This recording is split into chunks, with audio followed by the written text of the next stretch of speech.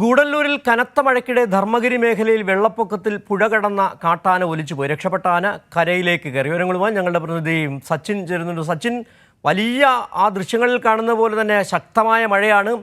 ആന ഒഴുകിപ്പോകുന്നത് ദൃശ്യങ്ങളിൽ കാണാൻ കഴിയുന്നുണ്ട്. ഒരു കാട്ടാനക്കൂട്ടം വന്ന് അതിൽപ്പെട്ട ഒരു ആനയാണ് ഒഴുക്കിൽപ്പെട്ടത്.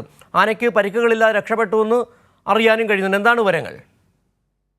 സിജു, ഇന്ന് രാവിലെയായിരുന്നു വയനാട് അതുപോലെ തന്നെ ഗൂഡല്ലൂർ അതിർത്തി പ്രദേശങ്ങളിലൂടെ സഞ്ചരിക്കുകയായിരുന്ന കാട്ടാനകളിൽ ഏറ്റവും മുന്നിലുണ്ടായിരുന്ന ആന ഒഴുക്കിൽപ്പെടുകയായിരുന്നു.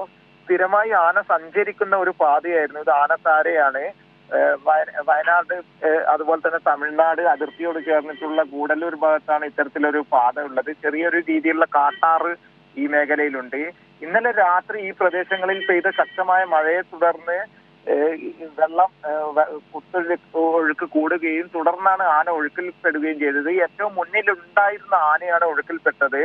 ആനകൾ ദൃശ്യങ്ങളിൽ കാണുന്നത് പോലെ തന്നെ പരുക്കുകളൊന്നും ഇല്ലാതെ കാട്ടിലേക്ക് തിരികെ കയറി പോകുന്നതാണ് ദൃശ്യങ്ങളിൽ വ്യക്തമായി കാണാൻ വേണ്ടി സാധിക്കുന്നത്.